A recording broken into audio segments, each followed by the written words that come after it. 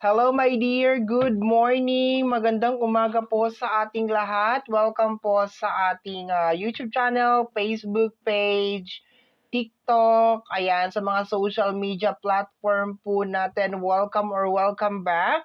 My name is RJ, your tarot card reader. At ang gagawin natin ngayon is collective reading, yung ating daily collective reading, my dear. Meron tayong bagong way na naman kung paano natin gagawin ang ating collective reading. I hope na hindi kita ma-bored, okay? Kasi medyo mahaba-haba itong gagawin natin, okay? Tingnan ko kung kaya natin talagang maano to, my dear. Okay, na hindi natin siya i-pass forward. Okay, let's start, my dear. Let's get some cards. We have here the hangman. May hangman na tayo. Okay. May hangman na. Dagdag tayo ng card. Ayan. Hangman. And then we have here illusion. Focus on your work. Focus on your work. Illusion. Focus on your work. Meron pa tayong energy ng discovering each other. Tapos, getting to know each other. Travel with loved ones. Okay? Kuha pa tayo. We have here energy ng pakikipagtalik. Okay, energy ng pakikipagtalik. Tingnan natin. Next card. Ito na yung bagong way, my dear. Kung paano natin gagawin yung reading natin. We have here, pagbagsak ng career. Dapat sana ang gagawin ko, my dear, is da-direct na, ilalatag ko na tong mga ito. Okay? Pero, mas pinili ko, my dear, na, 'di ba? We have here dark secret. Makita mo yung buong process. Pagkabigo, we have here energy of checkmate. Okay, parang sa chess. Let me see. Next card pa tayo. Add lang tayo ng add ng card. Tapos mamaya babasahin ko siya. We have here, it's time for me to heal.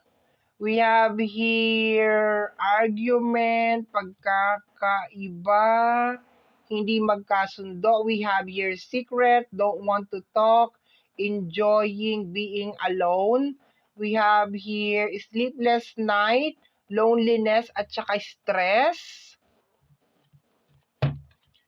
Halong-halo talaga yan, my dear. Random cards talaga yan, my dear, para sa collective reading natin, okay? We have here energy ng fake smile.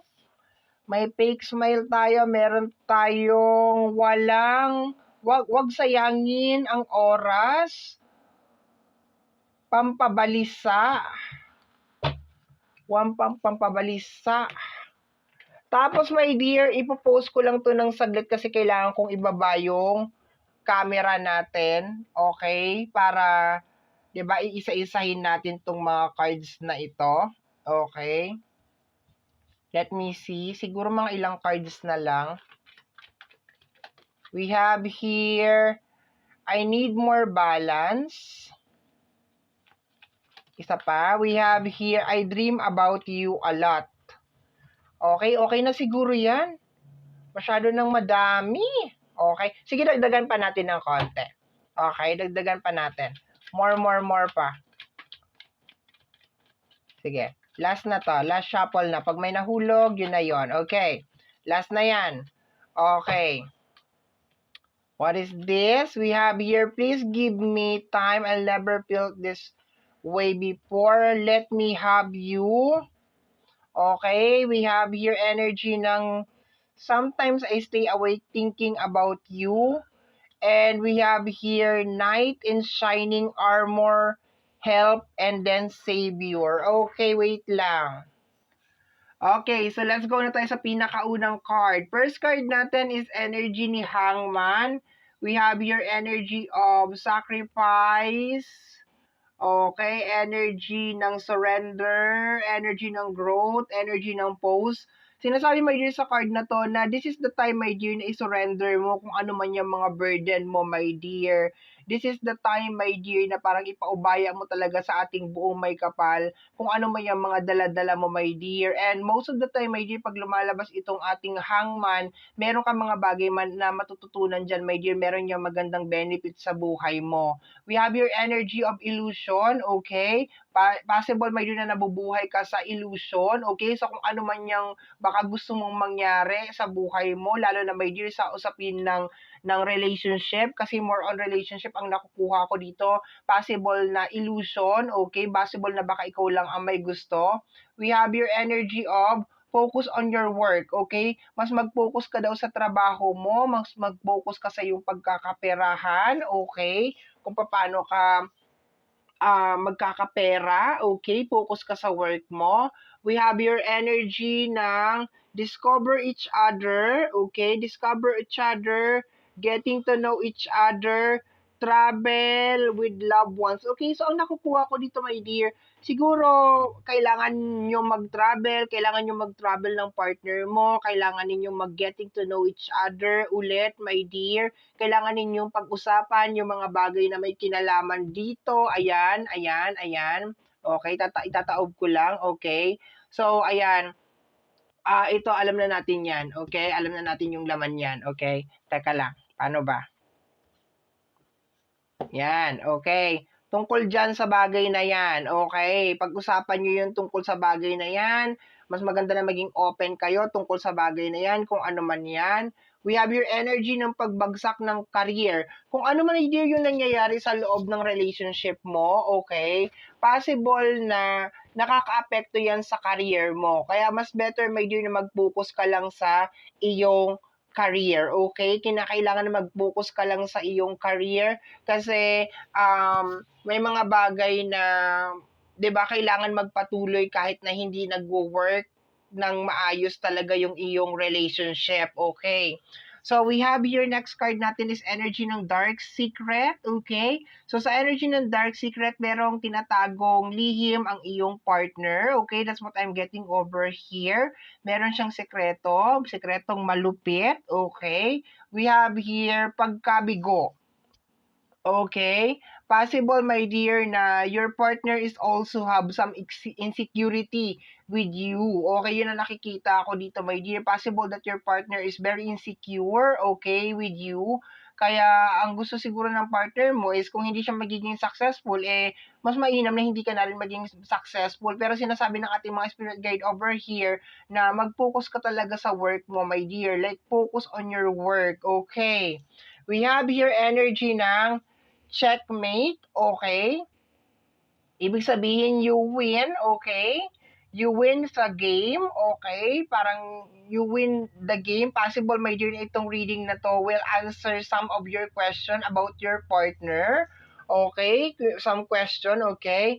It's time for me to heal, okay? So, sa energy ng it's time for me to heal, it's time for you to recover from any illusion, okay? From any illusion, my dear, na nasa partner mo. Yung sinasabi nga dito, my dear, di ba? Surrender it, okay? Growth, okay? So, it's time for you, my dear, to heal. It's time for you to focus sa iyong career, okay?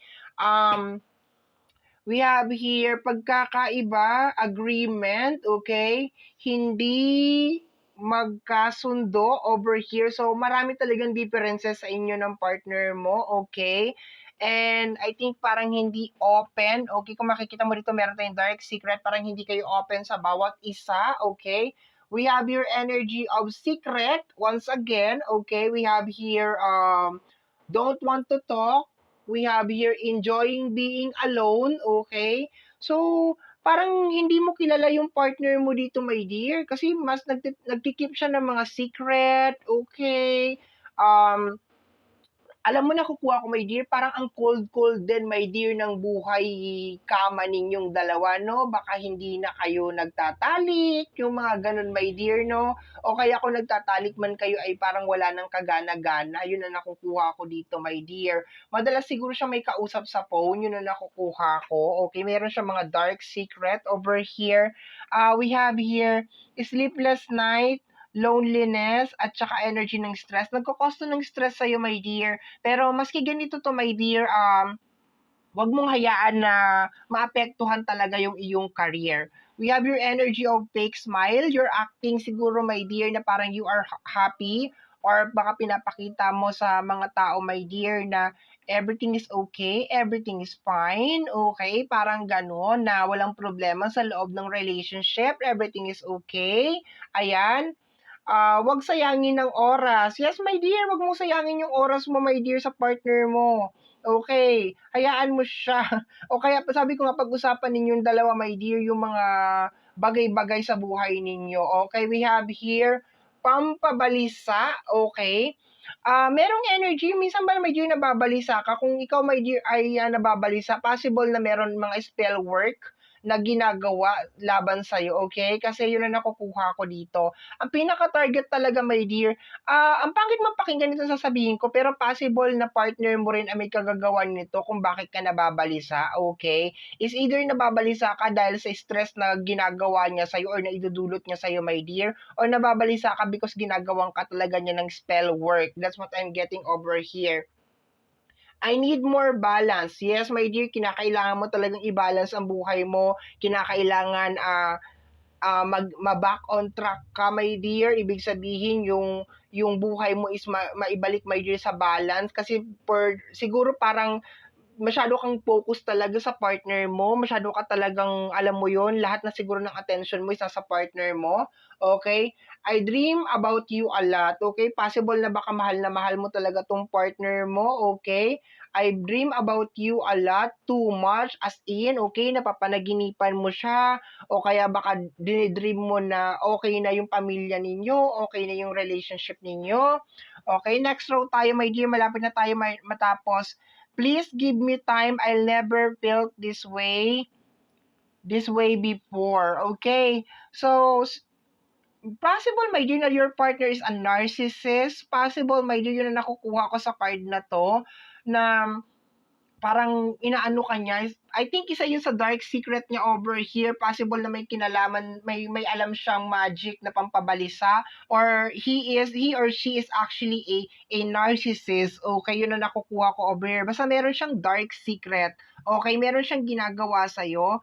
And sad to say, my dear, your partner is wishing na mabigo ka. Partner mo na to, my dear, okay? Saan ko nakuha yung partner dito, my dear? Sa energy ng card na to. Okay, at saka sa energy ng card na to, okay? Sa energy din ng card na to is more on parang relationship talaga yung flow ng reading natin. Let me have you, okay? Gusto mo siya, my dear, as in gustong-gusto mo siya, okay? Like love na love mo talaga itong partner mo, okay? Siguro gusto mo magbalik yung dating siya, gusto mong magbalik yung connection ninyong dalawa, my dear. Pero I think, my dear, your partner has a problem, okay? Your partner has a problem. Sometimes I stay awake thinking about you, okay? Sometimes I stay awake thinking about you. So talagang iniisip mo talaga siya, my dear. Baka nagbabaka sakali ka pa talaga na maaayos pa tong connection ninyo. My dear, maaayos naman to, my dear, kung mag-getting to know each other kayo ulit, 'di ba? Discover each other, yung dalawang card na yan. Travel together with your loved ones. Yung magkakaroon kayo ng quality time together. I think maaayos naman to, at pag-uusapan ninyo yung mga bagay na parang hindi talaga, yung mga dark secret na yan pag-usapan niya, mga dark secret na yan, okay? Pero my dear, ang kagandahan dito, last card natin, okay, meron ka ditong Knight in Shining Armor, meron ka ditong energy ng help, at saka meron kang energy ng savior.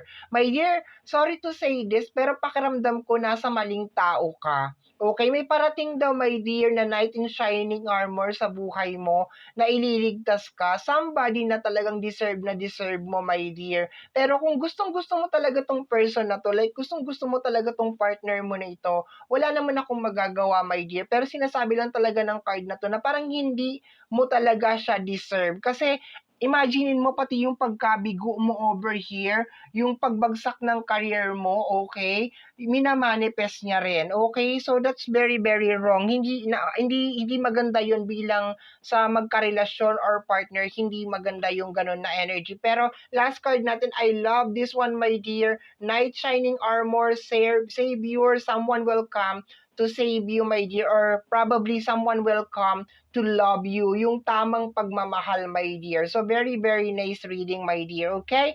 So, my dear, thank you so much sa pagsama sa ating collective reading, and I hope na nagustuhan mo ang ating collective reading for today. Always remember, my dear, na ang mga cards natin is gabay lamang. Tayo pa rin, my dear, ang gumagawa ng ating kapalaran. Maraming, maraming, maraming salamat po.